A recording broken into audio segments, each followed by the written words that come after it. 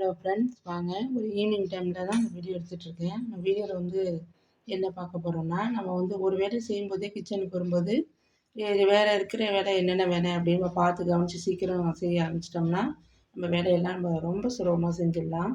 இப்போ வந்து நான் மாவு வந்து போட்டு இட்லிக்கு போட்டு அரைச்சிட்டு அது கூட நான் என்னென்ன வேலை செய்கிறேன் அப்படிங்கிறது தான் பார்க்க போகிறோம். அதுதான் காமிக்க போகிறேன் ஃப்ரெண்ட்ஸ். என்னோடய கிரைண்டர் வந்து பார்த்தீங்கன்னா ஃப்ரெண்ட்ஸ், இந்த மூடி வந்து போட்டு தான் நான் அரைப்பேன். எடுத்துட்டுலாம் அரைக்க மாட்டேன். இருந்தாலும் லைட்டாக இந்த கேப் இந்த மாதிரி இருக்கிறதுனால இந்த மாதிரி வாரி இந்த பக்கம் மோட்ரு மேலாம் அடித்து தான் வச்சுடுது. அப்பப்போ நான் அது உளுந்து மாவு தான் அந்த மாதிரி அடிக்கும். கம்மியாக போடுறேன்னா ரொம்ப கம்மியாக போட்டு அரைச்சிருந்தா டைம் ரொம்ப வேஸ்ட்டாக போகிற மாதிரி இருக்குது. அதனால் கொஞ்சம் அதிகமாக நான் வந்து 1 கிலோ இப்படி அரைக்கிறதுனால மேலே வந்து கொஞ்சம் அடிச்சிடுது. இனிமேல் தான் அதெல்லாம் க்ளீன் பண்ணணும். இது வந்து ஃப்ரெண்ட்ஸ், முருங்கைக்கீரை வந்து கொஞ்சம் நிறைய சமைக்கிறதுக்காக ஒடிச்சிருந்தேன். கொஞ்சம் நிறைய இந்த மாதிரி இருந்ததுனால எப்போதும் போல் நான் அதை வந்து அப்படியே உருவி கொஞ்சம் ரொம்பலாம் நல்லா இதுவாக உருவல. இந்த மாதிரி கொஞ்சம் கொத்தாகவே தான் இதை வந்து நான் உலர வச்சு எடுத்து வச்சுக்கலாம், உலர்த்தி வச்சுக்கலான்னு அப்படியே கொத்தாக தான் எடுத்து வச்சுருக்கேன் ஃப்ரெண்ட்ஸ். அது ஒரு 2 நாள் ஆகுது. பாதி வந்து கொஞ்சம் நல்லா உலர்ந்து காஞ்சு வந்திருக்கு. சும்மா அப்படியே வீடியோவில் காமிக்கலாம் தான் அதை எடுத்து வச்சுருக்கேன். அப்புறம் வந்து வெந்தயப்பொடி வந்து தீர்ந்துருச்சு. வெந்தயப்பொடி வந்து இந்த வெயில் நாளில் சாப்பிடும்போது நமக்கு உஷ்ணம் வந்து தணிகிற மாதிரி இருக்கும். காலையில் போட்டுக்கலாம், சில பேர் நைட்டு போட்டுப்பாங்க, ஊற வச்சும் கூட சாப்பிட்லாம். அப்புறம் வந்து நமக்கு டயட்டில் அதாவது சுகர் பேஷண்ட்லாம் இருக்கவங்களுக்கு இந்த மாதிரி நம்ம வந்து வெந்தயப்பொடி போட்டுக்கிட்டோம்னா அது வந்து நமக்கு நல்லா வந்து டயட் கொடுக்குது. வேண்டியவங்க அதுவுமே யூஸ் பண்ணிக்கலாம். அந்த வெந்தயத்தை வந்து லைட்டாக வறுத்துட்டு பொடி பண்ணும்போது டக்குன்னு வந்து நைஸாக வரும் நமக்கு. அப்புறம் மிளகுத்தூளும் இல்லை. நம்ம வந்து காரக்குழம்பு, பொங்கல் இதெல்லாம் செய்யும்போது நான் கொஞ்சம் மிளகுத்தூள் போடுவேன். வெறும் மிளகுத்தூள் மட்டும். அப்புறம் கஷாயம் அதெல்லாம் செஞ்சோம்னாலும் டக்குன்னு போட்டுக்கலாம். அதனால் அதுவும் எடுத்து வைக்கலான்னு அதை எடுத்து வச்சுருக்கேன். இது வந்து ரசத்துக்கு வச்சுருக்கேன். ரசத்துக்கு வந்து சில பேர் வந்து மிளகு ஜீரகம் மட்டுமே சேர்த்து இடித்து வச்சுப்பாங்க. பூண்டை அப்பப்போ நசுக்கி போடுறவங்க இருக்காங்க. சில பேர் துவரம்பருப்பு, அப்புறம் வந்து காஞ்ச வரமல்லி இருக்கு இல்லையா, கொத்தமல்லின்னு சொல்லுவோம் இல்லையா, அதுவுமே போட்டுக்கலாம். நான் வந்து எப்போதுமே மிளகு ஜீரகம் மட்டும்தான் சேர்த்து பொடி பண்ணி வச்சுருப்பேன். அப்புறம் இந்த தடவை நான் கொஞ்சம் கொத்தமல்லி ஒரு தடவை சேர்த்து ஒரு தடவை ட்ரை பண்ணி பார்த்தேன். கொஞ்சம் நல்லா வாசனையாக நல்லா அந்த மாதிரி தான் இருந்தது. ஆனால் ரசம் வந்து எப்போதும் வைக்கிறத விட கொஞ்சம் டிஃப்ரெண்ட் டேஸ்ட்டாக அந்த மாதிரி இருந்தது. அது வந்து சில குழந்தைங்களுக்கு, பெரியவங்களுக்கு பிடிக்க இருக்க வாய்ப்பு இருக்குது. எங்கள் வீட்டில் கொஞ்சம் நல்லா இருக்குன்னு சொன்னதுனால நான் அதை ட்ரை பண்ணலாமேன்னு திரும்ப எடுத்து வச்சுருக்கேன். இது சில பேர் வந்து வறுத்துட்டும் வந்து இடித்து வச்சுப்பாங்க. இது கூட துவரம் பருப்பும் சேர்த்து, இல்லை சும்மாவே இந்தமாரி 3 மட்டுமே நம்ம வந்து வறுத்துட்டு செய்யலாம். ஆனால் நான் வந்து வறுக்கலை. இப்போ சும்மா அப்படியே தான் நான் வந்து அப்படியே தான் வறுக்கலை, அப்படியே சும்மாவே இடித்து வச்சுக்க போகிறேன். மிளகு, ஜீரகம் அதாவது இந்த அளவுலாம் வந்து அவங்கவுங்களுக்கு தேவையான காரம் இதுக்கு தகுந்த மாதிரி சேர்த்துக்கலாம்.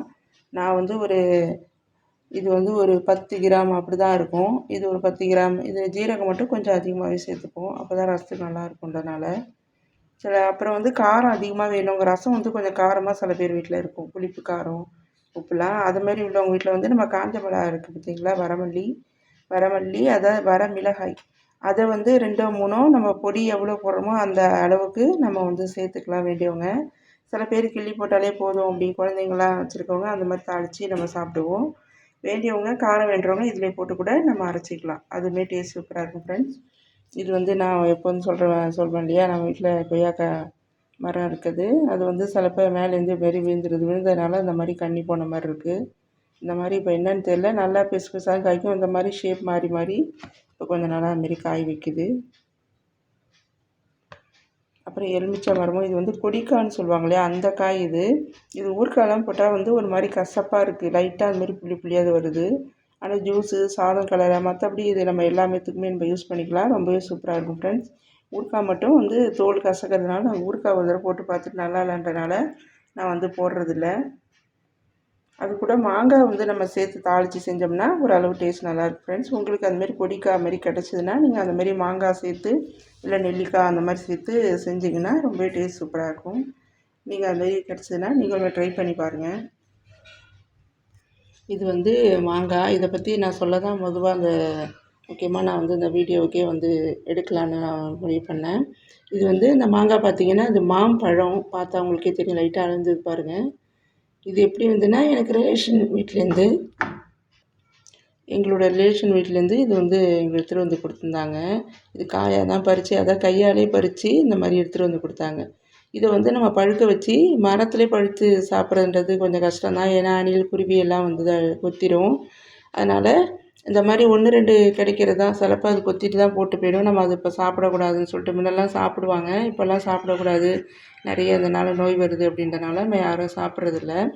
இந்த மாதிரி காயை வந்து எதுக்காகனா காயை வாங்கி நம்ம மாரி தோட்டம் இந்த மாதிரி வச்சுருக்காங்க இல்லையா? இந்த மாதிரி கிராமப்புறத்தில் இல்லை நமக்கு வந்து நகரத்தில் இருந்தால் கூட இந்த மாரி காயாக வாங்கி பழுக்க வச்சு பழமாக சாப்பிட்றது ரொம்பவே நல்லாயிருக்கும் ஃப்ரெண்ட்ஸ். ஏன்னா அதில் வந்து ஒரு கல் போட்டு நம்ம பழுக்க வச்சு இது மாதிரிலாம் விற்கிறாங்கலாம் சொல்கிறாங்க. அதனால் நமக்கு வயிற்றுக்கு பிரச்சனை நிறைய வருது அப்படிலாம் சொல்லிக்கிறாங்க. அதனால் நம்ம வந்து இதை போல் நம்ம வந்து காயாக வாங்கி பழுக்க வச்சோ இல்லைன்னா அவங்கள்ட்ட பழமாக கிடச்சா கூட நம்ம அது மாரி வாங்கி சாப்பிடும்போது ரொம்பவே நல்லது ஃப்ரெண்ட்ஸ். இது நிறைய பேர் இதை ட்ரை பண்ண கூட வாய்ப்பு இருக்குது. இது வந்து சில பேருக்கு தெரியாதவங்க நம்ம சொல்லலாமேன்னு தான் நான் இதை வந்து சொல்லியிருக்கேன் ஃப்ரெண்ட்ஸ். அதுவும் இந்த பழம் வந்து பார்த்திங்கன்னா காய் ரொம்ப வந்து புளிப்பாக இருக்கும். ஆனால் பழமாக இருந்ததுன்னா ரொம்பவே சூப்பராக டேஸ்ட்டாகவும் இருந்தது. இதிலே 2 விதமான மரம் இருக்கிறதுனால இது ஒரு மாதிரி இருக்குது பாருங்கள். இதுவே ஒரு மாதிரி நீட்டு போக்கில் இந்த மாதிரியும் இருக்குது. இது கொஞ்சம் காயாக இருக்குது. இது வந்து நம்ம இந்த நாள் வந்து காய் காய்க்கிற வெய்ய நாள் இல்லையா? நல்லா பழுத்துருது. நான் உள்ளெல்லாம் போட்டு பழுக்கலாம் வைக்கல. சும்மா வச்சுருக்கும்போது அப்படியே பழுக்க ஆரம்பிச்சிருச்சு. அதனால் அது ஒரேடியாக பழுத்தாலும் வேஸ்ட்டாக தானே போகும் இல்லையா? அதனால் ஒரு நாளைக்கு 1, 2 பழுத்தா நம்ம சாப்பிடவுமே நமக்கு வந்து நல்லாயிருக்கும். அதனால் நான் அப்படியே தான் இதை வந்து வச்சுக்கிட்டு நாங்கள் வந்து சாப்பிட்றோம் ஃப்ரெண்ட்ஸ். நீங்களுமே இந்த மாதிரி காயாக வாங்கி பழுக்க வச்சு சாப்பிடுங்க. இல்லைனா மார்க்கெட்லேயே காயாக வாங்கிட்டு வந்து கூட இந்த மாதிரி கிடைக்காதவங்க நல்லா கழுவிட்டு நம்ம வந்து ஃப்ரிட்ஜில் போட்டு வச்சா கூட நமக்கு வந்து பாக்ஸில் போட்டு வச்சுருந்தாலே கூட பழுத்துருது. இல்லை வேணுன்றவங்க வாளியில் இந்த மாதிரிலாம் போட்டு வச்சோம்னா சீக்கிரமே பழுத்துரும். பழத்தை வாங்கி சாப்பிடாம காசும் வந்து அது கூட. 2வது இந்த மாதிரி போட்டு மருந்து அது இதில் சேர்க்குறாங்க. அதனால் நம்ம இந்த மாதிரி பண்ணி சாப்பிடும்போது உடம்புக்குமே நல்லதாக இருக்கும் ஃப்ரெண்ட்ஸ். காயாக வாங்கும்போது நமக்கு விலையுமே கம்மியாக கிடைக்கும். மாங்காய் வந்து இப்போ ரொம்ப கம்மியாக தான் விலையில இருக்குது. அதனால் நம்ம அந்த மாதிரி மாங்காயை வாங்கி பழுக்க வச்சுமே சாப்பிட்லாம் ஃப்ரெண்ட்ஸ். இப்போ வந்து இந்த ஈவினிங் டைமில் நம்ம மாவு அரைச்சிட்டு மற்ற வேலையும் அப்படியே கொஞ்சம் கொஞ்சம் இது வந்து இந்த முருங்கைக்கீரை வந்து பொடி பண்ணலை. சும்மா காமிக்கலான்னு தான் இதுக்கு வீடியோவில் காமிச்சிட்டு இருந்தேன். இது இன்னும் 2, 3 நாளைக்கு வீட்டில் அப்படியே வீட்டுக்குள்ளேயே தானே வளர்கிறதுனால லேட் ஆகும். அதனால் நம்ம அது ஈவினிங் டைமில் எனக்கு வந்து இந்த டைம் வந்து ஃப்ரீயாக இருக்கனால நான் செஞ்சிட்ருப்பேன். இந்த மாதிரி பொடி இடிக்கிறதெல்லாம் வந்து நம்ம ஒரு வேளை செய்யும்போதே செஞ்சிட்டோம்னா நமக்கு வந்து ஈஸியாக இருக்கும். சமைக்கும்போது இது பண்ணணுன்னா ரொம்ப கஷ்டமாக இருக்கும். கை வேலையாக இருக்கும். தண்ணி கை பட்டுட்ருக்கும்.